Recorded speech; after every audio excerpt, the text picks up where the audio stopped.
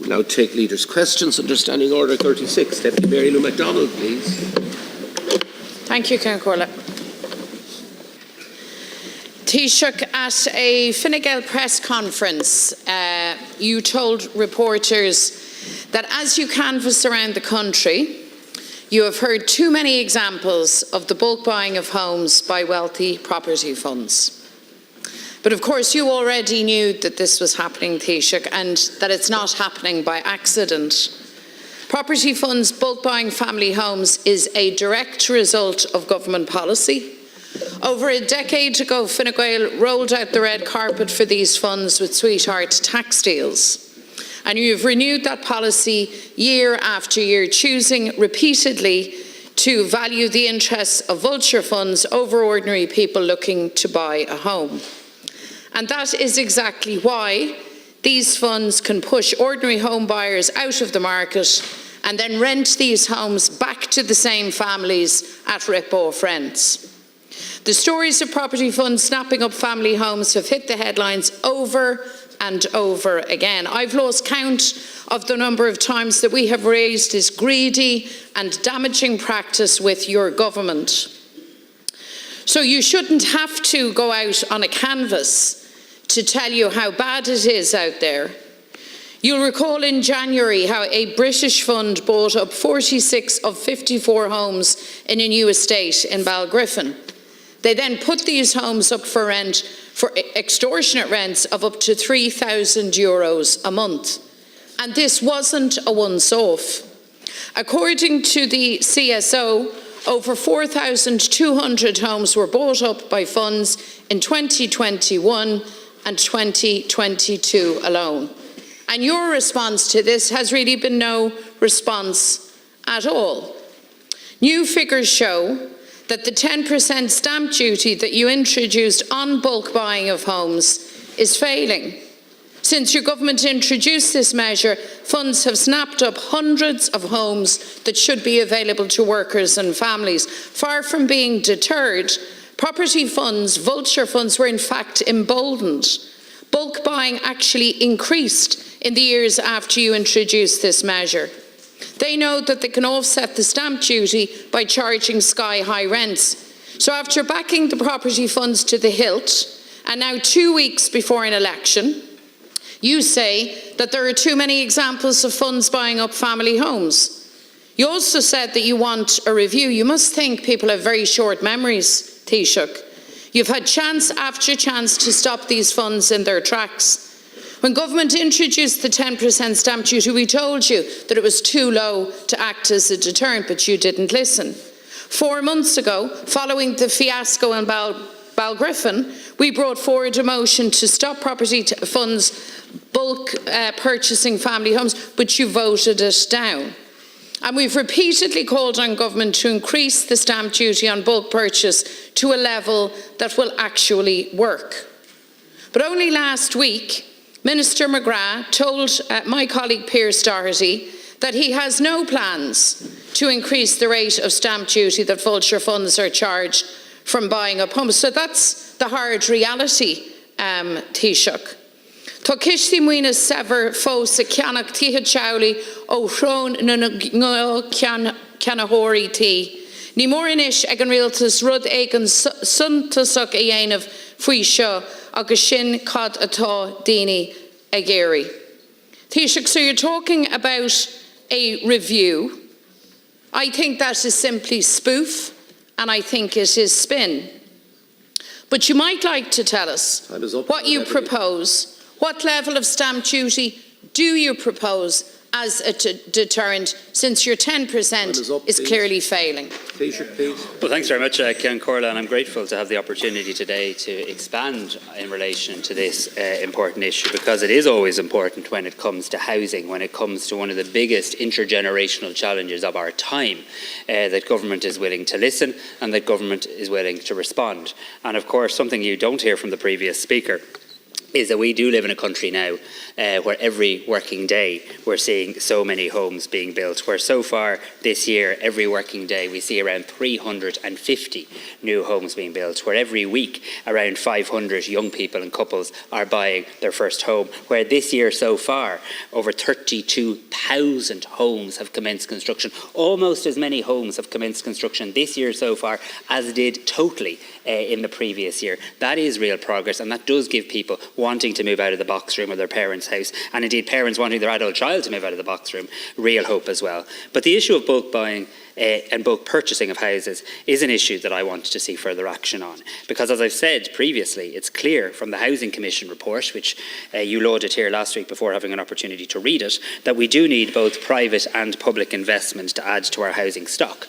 But I do think even within that context, we cannot have a situation where the bulk purchase of homes needed for first-time buyers is allowed to continue unimpeded. Now, we have already acted, and it's important to acknowledge that, Ceann Comhairle, something that again didn't get mentioned in the previous 3 minutes. The government has already put in place both tax measures and planning measures to try and address this issue.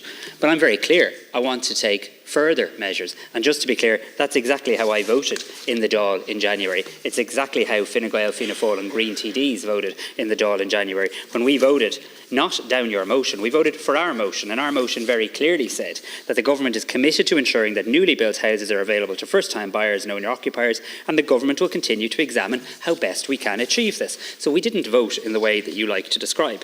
My own party at our Ardèche in recent weeks also passed a motion calling on this party and me as its new leader to take further action in this situation as well. So be clear, Ceann Comhairle, it's government policy to prevent the bulk purchase of houses.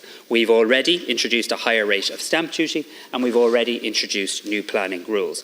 But we're continuously monitoring the situation to see if more needs to be done. Now, for some context, the higher stamp duty rate has applied to less than 1% of residential property transactions between May 2021 to the end of 2023. And we have also seen the Minister for Housing introduce Section 28 guidelines in 2021. This aims to provide an owner-occupier guarantee by ensuring that new own-door houses and duplex units in housing developments can no longer be bulk purchased by institutional investors in a manner that causes displacement of individual purchasers or social and affordable housing, including cost rental. And what the figures already show is that the introduction of these guidelines to December 2023 has resulted in over 40,000 homes granted planning permission with conditions prohibiting the bulk purchase by or multiple sale to a single purchaser. So we have acted. We will take further action, but let's not misrepresent the government's position at all. I know why you wish to distract from the positive housing figures that we've seen, because you've never seen a challenge you don't wish to exploit, misinform or misdirect people on. Yeah. McDonald. So I'm astonished, therefore, if what you were saying was accurate, why it is out on the canvas that you're hearing so much about this. That's not accurate. How is it that if the government's response has been so effective, how is it then, Taoiseach, out on the canvas that you are hearing these accounts of vulture funds snapping up family homes? I mean, are the people out on the ground wrong too? We live in a country where we have sky-high housing prices, sky-high rents, record homelessness, and young people and their parents, frankly, in despair. Your housing policy is not working, and do a little bit more canvassing, Taoiseach, if you doubt me, and you will find that I am reflecting to you the truth on the ground. You introduced the 10% stamp duty, and in fact, far from the number of bulk purchases falling, it actually accelerated year on year. I have the figures here. They were given to my colleague Pearse Doherty by means of a parliamentary response. They have, trebled, quadrupled between 2021 and 2023. Now, you say you want a review and you want to take further action. Here's an action you need to take. 10% is not a deterrent. What level will you set the stamp duty at to be a real deterrent and stop these vulture funds in their tracks? Thank you. Taoiseach. So it's entirely possible, Deputy McDonald, though it might be a new one on you, to be able to report progress in an area of societal challenge and still wish to do more in that area. As I travel around the country, and I'm sure you do, most of the time anyway, as you travel around the country, I'm sure you see plenty of examples of new homes being built. I'm sure you knock on doors where you see new people having moved into homes. I'm sure you meet people, probably hundreds if not thousands, who've benefited from schemes that for some bizarre reason you're against. Any first-time buyer watching this today, or the parent of a first-time buyer who's gotten the first time the Help to Buy scheme that you'd abolish, thousands of their own money back, they wouldn't have been able to actually save for their deposit without that. So as I travel around the country, I see lots of progress when it comes to housing, and I now know that there's 350 new homes being built in this country every single working day. 500 people a week buying their first home, over 32,000 homes already. But we still wish to do more. Less than 1% of residential property transactions saw that higher rate of stamp duty. I want to see more. I want to see it reviewed. The government intends to review it in the context of the budget. Holly Cairns, the leader of the Social Democrats, please. Good morning, Taoiseach, every week I think we've witnessed the limits of human cruelty and depravity when it comes to Israel's genocide in Gaza, and each week I'm proven wrong. Israel's missile strike on Sunday evening on a tented refugee camp in Rafah was not just a despicable human rights violation, it was depraved and inhumane. On Sunday night, displaced men, women and children cowering in tents were deliberately burned alive.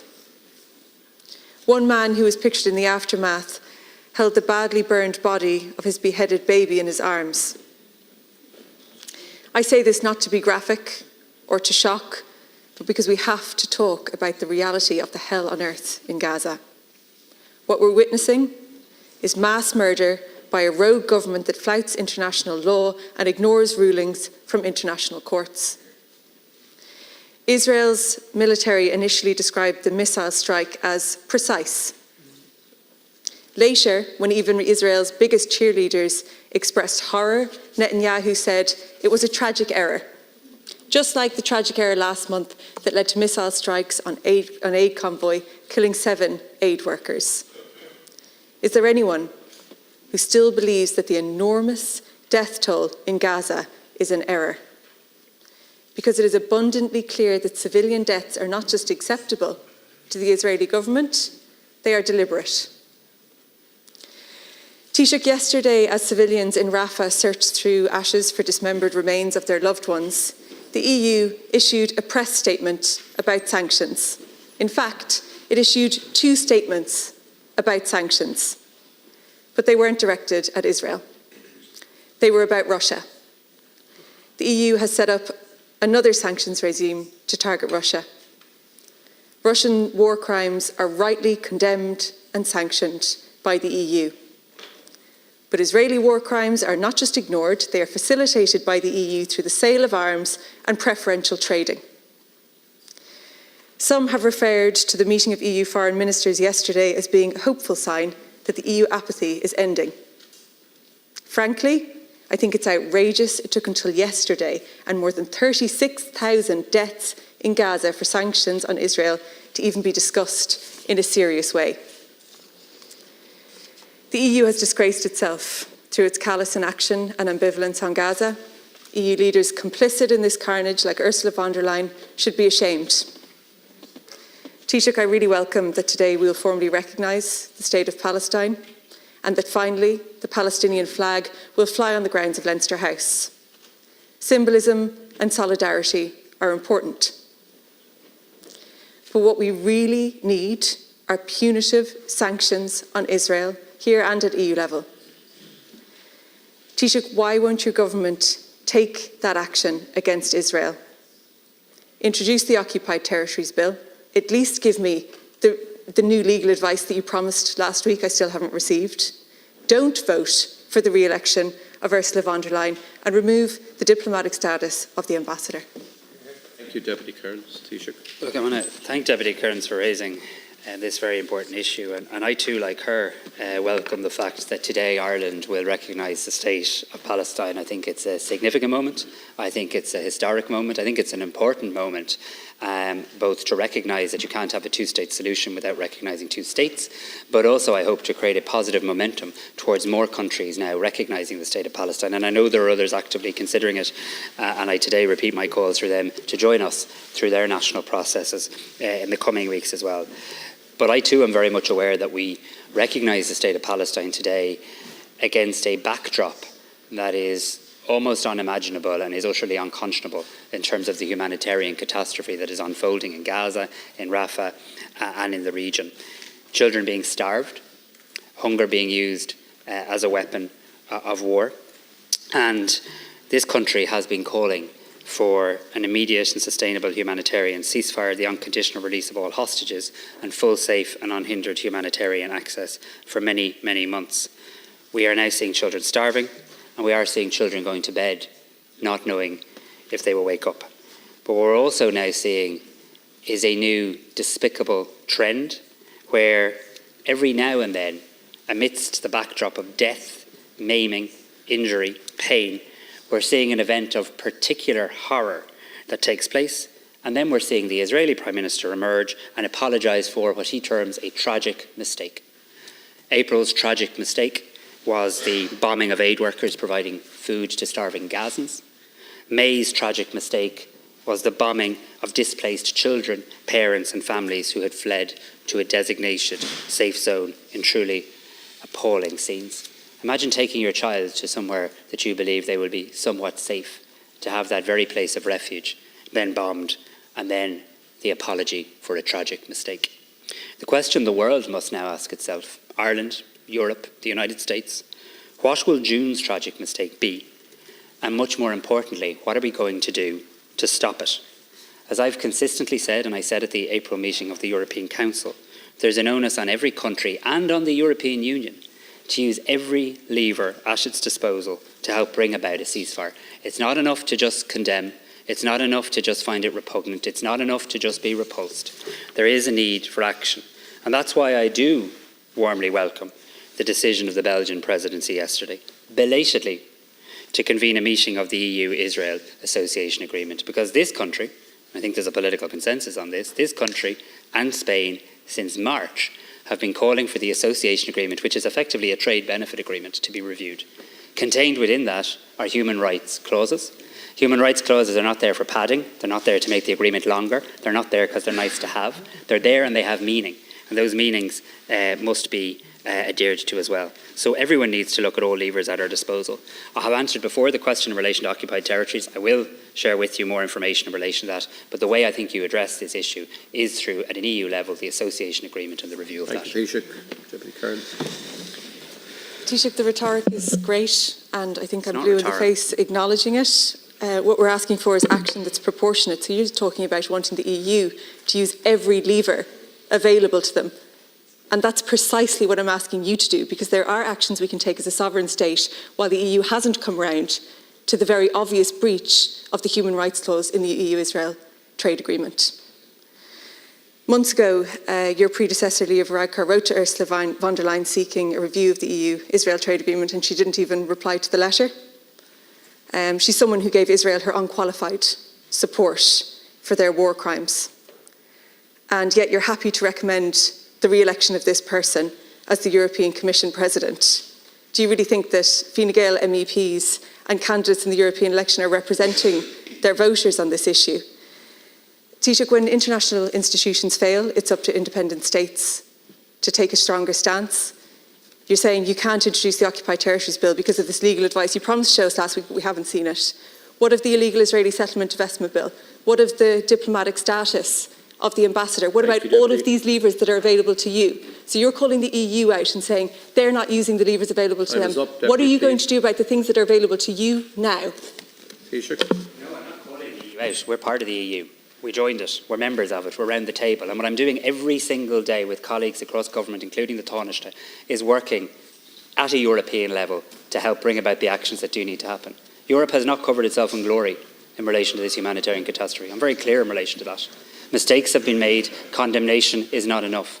There needs to be clear action. It has been the position of this country and one other member state, Spain, since the month of March, that the association agreement should be reviewed. We saw yesterday the fact that there is now growing support for that position. These things don't happen by accident. They happen through the diplomatic and political efforts of this country. And we'll keep that up, and we intend to continue to engage. We're taking practical actions every day, whether it's humanitarian aid, whether it's engaging with Palestinian counterparts, whether it's talking to people in the region, whether it's the Taoiseach attending the meeting of Arab states and EU states yesterday, whether it's the recognition of the state of Palestine, working with Norway and Spain. In relation to the ambassador, I don't believe in expelling ambassadors, because I believe you keep lines open even with countries you vehemently disagree with. But what I do take grave offence to is the way our ambassador was treated in Tel Aviv. You don't parade ambassadors in front of television cameras and video them while they watch horrific films. We'd never do that to an ambassador in this country. Deputy Cathal Berry, please, on behalf of the regional group. Cairns, and good afternoon, Taoiseach. I want to raise with you today the issue of road safety, particularly in advance of the bank holiday weekend. As we all know in this chamber, the fatality statistics are trending in the wrong direction again, which is very unfortunate and sad. 79 at the last count already this year, which is 10 more than the same period last year. And we know what the reasons are for these things, Taoiseach. We know that it's driver behaviour, it's speeding, driving under the influence, it's distracted with mobile phones, it's weather conditions sometimes. But one factor, one variable that's never really mentioned, it's the pre-hospital medical trauma system in this country. Will a functioning pre-hospital trauma system reduce the amount of collisions? No, but it will certainly mitigate against the downstream consequences, and it will improve viability, it improves survivability and outcomes as well. So Ireland is very fortunate. We have 2 helicopters on station at the moment, one in Cork and one in Athlone. And they're providing a very good service at paramedic and advanced paramedic level within their scope of practice. So they have saved hundreds of lives since those 2 services were conceived a number of years ago. But Ireland is unusual. Ireland is an outlier. We don't have a multidisciplinary medical team on board these helicopters. And specifically, I mean consultant anaesthetists, consultant emergency medical physicians. We have paramedics and advanced paramedics, yes, but not the full multidisciplinary team, and all the international evidence would suggest that if you put a multidisciplinary team together, you're going to have a far better outcome. And the reason is simple. You'll be much more capable of doing advanced interventions at the roadside or at the point of injury. And what I'm talking about is intubations, advanced resuscitation and blood transfusion. So look, Taoiseach, Wales has 6 of these HEMS teams, they're called, Helicopter Emergency Medical System teams. Northern Ireland actually has 2 of these HEMS teams, but this jurisdiction has none. So what I'm asking the Taoiseach is, would you be prepared to meet a group of consultant physicians, to listen to them, to hear their arguments in relation to upgrading our pre-trauma helicopter medical service, so that we can all work together to reduce the number of fatalities on our roads? And on top of that then, if you're happy with that meeting, Minister, will you task the HSE to look at this proposal, to see is it viable, and see can we end this carnage that's taking place on our motorways and our roads around the country. Thank you very much, Taoiseach. Thank you, Dr. Berry. Well, thank you very much to Deputy Dr. Berry for raising this issue, for this important issue. And at the outset, let me say I absolutely will take that meeting, and think we'd benefit greatly from that expertise and from listening to those individuals. So very happy to do that. I want to thank you for raising, firstly, the issue of road safety, as we do face into another bank holiday weekend, and everybody needs to be conscious of what they call the killer behaviours that can take place on Irish roads. We are putting a particular emphasis on road safety. This is something I've put a particular emphasis on in recent weeks as well, working with Minister Chambers, Minister Ryan, Minister McEntee.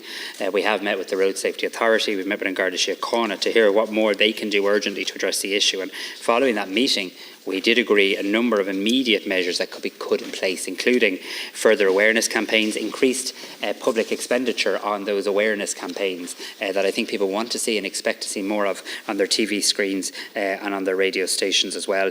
Increasing public awareness of enforcement plans by Garda Síochána, steps to resolve the suspension of data sharing between the RSA and local authorities, and investment to deliver safety improvements on our roads. I also convened and chaired a meeting of the Government's Ministerial Road Safety Committee to ensure early progress on these issues and other responses in relation to the recent increase in road deaths. And this is, of course, in addition to the Road Traffic Bill 2024 that's been brought forward by Minister Chambers. It passed the Dáil on the 6th of March and passed the Shannon last week, and it didn't pass the Shannon on the 11th of April, and it's due to be signed into law shortly. This bill does deal with a number of issues. As Deputy Berry has said, aeromedical services are a highly effective means of reaching patients in remote areas and in vital situations where road ambulances would be incapable of achieving an effective or a timely response. I'm very aware of the calls for multidisciplinary teams on board. This is an issue that has been raised on a number of occasions. It's important to say at the outset that in terms of consultant-led HEMS response, the HSE National Ambulance Service does provide 2 consultant-led HEMS responses in Ireland, both of which indeed the Deputy has mentioned, with additional aeromedical support from the Irish Coast Guard. Both HEMS responses provide fast access to life-saving pre-hospital emergency care interventions at the scene by highly trained advanced paramedics. The focus of HEMS in Ireland is on providing rapid access for patients to the most appropriate clinical care. But this is an area in which we should be seeking to do more. We should be examining our responses, and we should be willing to listen to new ideas. So I am very pleased to inform the Deputy that the HSE's National Ambulance Service are now about to commence a feasibility study of physicians crewing on the NAS HEMS aircraft next month, with the trial expected to last around 4 months. This trial will see the National Ambulance Service affiliated emergency medicine consultants with considerable experience in pre-hospital emergency medicine undertaking a number of rotations per week on each of the HEMS aircraft alongside advanced paramedics. The ambulance service will then evaluate the information gathered from the trial to determine the clinical competencies best suited for the HEMS service and how best to deploy these in the future to support optimal clinical outcomes for patients. So very much look forward to taking that meeting and hope that this trial gives us some good information too. Thank you, Taoiseach. Deputy. Thank you, Taoiseach. That's better than I was expecting, actually. So thanks for the response. Thanks also for agreeing to meet the physicians, and the feasibility study as well. It will be very, very positive development. So reducing the number of fatalities on our roads would be a sufficient reason for this system. But I see my constituency colleague, Minister Martin Hayden, across the chamber there. So it's not just roads, also from a farming point of view. There's a lot of trauma incidents with machinery on farms and also building sites all across rural Ireland. So it's not just confined to our roads. I think we need to get this system up and running as soon as possible, Taoiseach. And I would urge the Taoiseach to move towards implementation as soon as the feasibility study is complete. Thanks very much, Taoiseach. Deputy Bear, I'm conscious I'm sitting beside a colleague and a friend, Minister Humphreys, who knows all too well how that life-saving service made a massive difference to her own daughter Tara's life. This is a service that I think everybody in Ireland really, really values. They do absolutely incredible work. We live in a country that is small in geographic size, but can be somewhat vast in terms of the remote ways in which our emergency services need to endeavour to respond to people in real time, and at a time when we know both response times and indeed the clinical competencies at the scene can make an absolutely incredible difference to the clinical outcomes and indeed to the life of an individual. So I am really pleased that this is an issue that is being taken very seriously by the Health Service, by the National Ambulance Service, really encouraged at foot of inquiring into this to find out about this new feasibility study where physicians will be crewing the HEMS aircraft from next month for a period of 4 months, and there'll be rotations and an opportunity to learn from that, and not just a trial to see is there benefit in doing this, but actually a trial more specifically to identify the clinical competencies going forward, and very much look forward to taking that meeting with the physicians and thank them for reaching out. Thank you. Deputy Cathal Connolly. Bhíl mágad the Ceann agus bhhatlam fille an ceist na Palestina agus bhhatlam fáilte cá raibh an cinenne an rialtas a hantas a hort don stát mar stát neamhsblach is rud is céim chun cinenne sin ach tá gá le bríthar eile is gá le gníomh a dhéanamh anis réimse leathan gníomha chun barta dhéanamh de réir am ríthair. I'm returning to Palestine, and it's difficult to talk actually with the images coming on our television screens night after night, and it's clearly that Israel is out of control. The government and the army is out of control, and they're acting with impunity. And while I welcome your very good decision, and it's a proud day for Ireland, and later on today the Palestinian flag will be raised, I absolutely welcome that. It has taken too long. It has taken the deaths of 36,500 people, the vast majority women and children. And it has taken their deaths, and there are more deaths today, for us to do the most basic thing that we've promised for years, to recognise the state of Palestine. And in recognising that state, we must then decide what steps will we now take to give meaning to that. because we need to give meaning to that decision. And we have taken that decision, and I'm praising you for it. However, it was taken following the protests on the ground over and over, and the sense of outrage and upset. I mean, on any given day, I think TDs in this stall were receiving up to 10,000 emails telling us to do something, to act. And while we have acted to a certain extent now with the recognition, I would like today, Taoiseach, either in response to me or later, what steps precisely you're going to take to make that meaningful.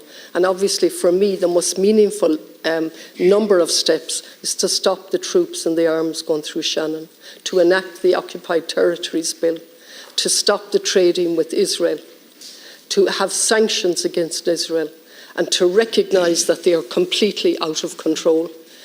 And why it has taken us this long is something we need to reflect on, because we are also part of that bloodshed that's happening in Palestine, in our name. Because we have refused to act with various reports and various decisions. Amnesty International told us quite some time ago that the system was apartheid. They were running an apartheid regime. We ignored when 6 human rights organisations were classified as terrorist. And we ignored a lot of other things, including the fact, as far back as 2015, the International Criminal Court started a preliminary investigation into crimes that Israel were committing. And from 2015, slowly and methodically, the chief prosecutor built up a case to the point where she opened a formal investigation, and her successor is now following up on that. And the reason, by issuing arrest warrants, can you imagine, arrest warrants have been issued for the Prime Minister of Israel and for his Defence Minister, as well as the 3 leaders of Hamas. And that's followed on from years, slowly and methodically, building up a case, while we did nothing. We did absolutely nothing other than words. In fact, the human Francesca Albanese, the UN Special Rapporteur, told us we were very good on rhetoric and not on action. I'll finish on the month after the 7th of October, the General Secretary of the United Nations told us that Gaza was becoming a graveyard for children, that the nightmare in Gaza was more than a humanitarian crisis, it was a crisis of humanity. And yesterday he affirmed there was no safe place in Gaza, demanding that the horror must stop. My apologies for going over time. I want to thank Deputy Connolly for raising the issue in relation to Palestine and the horrific humanitarian catastrophe that continues to unfold. I acknowledge her welcome for the fact that it is a proud day for Ireland in recognising the state of Palestine. And I also recognise that this is very much something that the people have led on. I very much heard that as I go around the country and as I've met people, very respectfully and very forcefully and very passionately putting forward their view that Ireland must act. And the only point I'd slightly, not to be disagreeable, but slightly disagree with you on when you say it's taken too long. It's always been the position of this government and previous governments, and indeed many governments around the EU and other parts of the world, that recognition of a 2-state solution would come as part of a peace process. What we've actually done is change the order, because in many ways we're recognising the state of Palestine now at a time when a comprehensive, sustainable, just peace settlement looks further away than ever before. And we're doing so because we have to keep that destination alive, because others are literally seeking to bomb it to oblivion.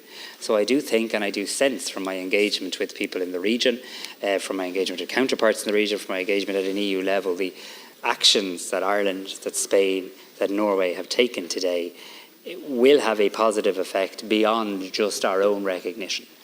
For example, there are more member states in the European Union now considering doing the same. A number have publicly indicated their wish to do the same in the weeks ahead. Is it possible that you get to a point during the course of this year where a majority of member states of the European Union now recognise the state of Palestine, where a majority of prime ministers and presidents at the European Council recognise the existence of the state of Palestine? And what does that do in terms of positive momentum and change in policy and approach as well? I do think Ireland, by any objective standard, has been extraordinarily proactive in relation to this. I pay tribute to the Taoiseach, I pay tribute to our diplomats, to my own department, to my predecessor, to so many who have done a lot of work in this area, whether it's supporting the work of the ICJ when others somewhat seek to undermine it, whether it's providing additional funding in a very practical way to help the work and the investigations, whether it's increasing aid from a humanitarian point of view to UNRWA when others seek to distance themselves from UNRWA as well. These are all practical measures that we have taken. But I do believe when it comes to the Occupied Territories Bill, I mean, the clear legal advice to government is, and consistently has been, that legislation would not be compatible with EU law. And therefore, I think the ways we need to advance this is at a European level. And I think the decision yesterday of the Belgian presidency in relation to a meeting on the Israeli-EU association agreement is significant. I genuinely believe it is significant. The practical measures we now intend to take is to continue at every single forum, because ultimately the results of success or not here for everybody in the world is a cessation of violence. And anything that doesn't bring that about will prove to have been ineffective. Thank you, Taoiseach. We've come to the point where we're recognising the state of Palestine, where there's very little left to recognise, except the determination of the Palestinian people. Palestine has been bombed practically out of existence. The International Court of Justice last week issued a very strong order. Israel completely ignored that. Over the weekend, they dropped a 2,000-pound bomb. That's what was used, supplied by the US, our friends, of course. And there was a British Air Force Shadow spy plane flying overhead at the time. Since that order, over the weekend, 200 Palestinians, mostly women and children, have been murdered, and I use that word, murdered, by Israeli bombing in several areas throughout Gaza. It's glaringly obvious that the whole purpose is genocide and to eradicate the Palestinian people. I did not join in with the call for the Israeli ambassador to be expelled.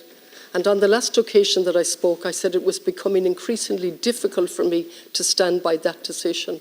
This is a woman, an ambassador, who was threatening us in relation to trade, who was openly using our airwaves to threaten us, doing exactly what Mossad did, outlined yesterday in The Guardian, what Mossad did in relation to the International Criminal Court, in relation to the chief prosecutor. So it is time for us to act. The most basic thing is not to support van der Leyen, who from day one said she would stand shoulder to shoulder with Israel. That would be one obvious thing. It's the clear position of President von der Leyen that she wishes to see an immediate ceasefire in the Middle East. That is the clear position of Ursula von der Leyen. You can shake your head if you wish, Deputy Pringle. It's the clear position of the conclusions of the April European Council. I was at it, you weren't there, but the ability to read the count, the ability for Irish people to not be misinformed or misdirected in relation to the position of the European Council, including the President of the European Commission, is important, because there's enough misinformation out there at the moment. We need to see an immediate ceasefire. We need to see practical actions to help bring that about. And as I have said on behalf of Ireland at the European Council, what I have said this morning, what I will say this evening, what I will say everywhere and in every forum, as will the government, we must now use every lever at our disposal to bring about that environment. It's not enough to just call for a ceasefire. We have to see what can be done to put pressure to make that a reality. And that's why it's the position of Ireland since March that the association agreement, the trade benefit agreement, should be reviewed. I'm pleased now to see others join us in that call. That needs to happen, because I'm not ready to stand idly by and wait for Netanyahu's apology for the tragic mistake of June, as he continually does now when there's particular horrors that emerge on our TV screens and on our radio stations. This is an extraordinarily, horrifically difficult situation. The scale of humanitarian catastrophe, I don't think, is even fully understood. And I want the people of this country to know that the government is doing everything we possibly can to voice their concerns and their views in every forum. And we're taking a very practical step in recognising the state of Palestine today to give hope to the Palestinian people at the darkest hour. And I know that's really appreciated and means a lot to people in Palestine today. Thank you very much. That concludes Leaders' questions for today, and we move to the order of business. In accordance with Standing Order 35, and I'll call on the Chief Whip, Minister Hildegard Naughton, to move the arrangements for the week's business. I move. Is that agreed? Agreed. Is that agreed? Deputy Mayor Lou McDonald. Court, I want to raise again the issue of safety in Dublin city centre. Sadly, today we have had another incident on Parnell Square where children have been left frightened and traumatised. I want to say to you, Taoiseach, that people who live in the inner city of Dublin, communities are sick and tired of the ongoing antisocial behaviour, the sense of threat and dread, sick and tired of the lack of support and services, sick and tired of government hollowing out these communities, sick and tired of the fact that the Garda resource is stretched beyond imagination, and absolutely incredulous at the fact that your government claims that the city centre is safe. I'm very sorry to tell you, and I say this as a proud Dubliner, that is not the case. All right, thank you, so we need serious action, and we need a proper investment of resource. Taoiseach, you had a lot to say about setting up a task force in terms of Dublin. We've heard nothing back on that, and today again we have circumstances where very small children are now very, very afraid again, and their parents too, and that is not acceptable. We need statements on this, and we need a concrete plan from government once and for all. Deputy Duncan Smith. We need a debate and indeed legislation in terms of ethics in public office. This is long overdue. We're nearly a decade on from the Mahon Tribunal.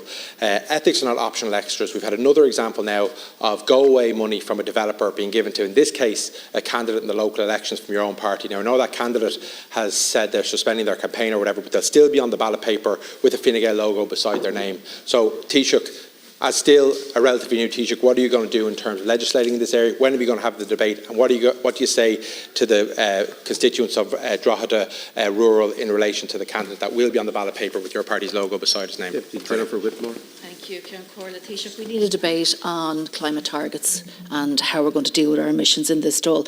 Today, for the second year in a row, the EPA has said that even if government implements all its policies, you will still only meet 29% of reductions that you're meant to meet, as opposed to the 51%. What we see from this government is spin over action. We have a situation where the warmer home schemes are taking 2.5 years for people's homes to be complete. We have a minister 4.5 years into term who is now announcing an infrastructure package and EV charging points 4.5 years in, when actually there was a target and they were needed years ago to ensure people could move to EVs. It is absolutely, we're at a crazy situation, Minister, where we have our Taoiseach, where we have so much talk and press releases and spin about what we're doing in climate, but the reality and the evidence is very, very different. We need your government to move on climate action now and to actually commit and make sure that you're doing what you say you're doing. Deputy Boyd Barrett. A number of weeks ago, the Housing Commission that you set up issued a damning report about the failure of government policy to address the absolutely dire housing and homelessness crisis. We have been since then asking for a debate on that report, and we were led to understand last week that such a debate would take place, and yet it is not on the schedule for this week.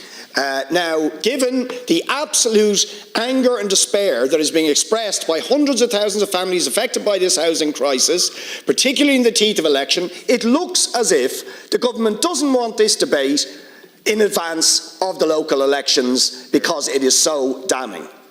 Now, that is outrageous if that's the case. There is room on the schedule later this week to have the discussion on that report, which we got indications from the government we would be allowed to have. So the government should allow for those statements this week before the local elections take place. Deputy McGrath. About the migration treaty not being on the debate here today. We tried at Business Committee to have it included. There is time on the schedule, so you're deliberately hiding and burying the migration pact treaty until after the local and European elections, because you're getting it on the chain of her. The same situation with the hate speech, that's buried again until after the election. And of course you won't even mention the WHO pandemic treaty, which has been derailed, no thanks to ye, because you gladly went along with it. So why are you trying to evade debate in this House about a burning issue that's out there for everybody that's knocking on any door or going near any area canvassing, because it's number one issue, which polls have shown it to be. We have situations in Clonmel now, Carrick-on-Shore, and the Drum House Hotel, which is housing Ukrainians, 60 iPads going in there now as well. So all over the country, Every town and village and hamlet.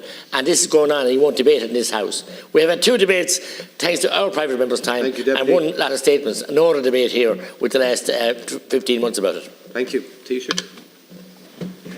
Thanks very much. So firstly, I have been briefed on the incident which took place in the North Inner City this morning. I understand in Garda Síochána have made an arrest. I want to thank them for their swift and effective response to this incident, but I'm also very sure that people who are in that area, particularly children who witnessed this, would be very distressed.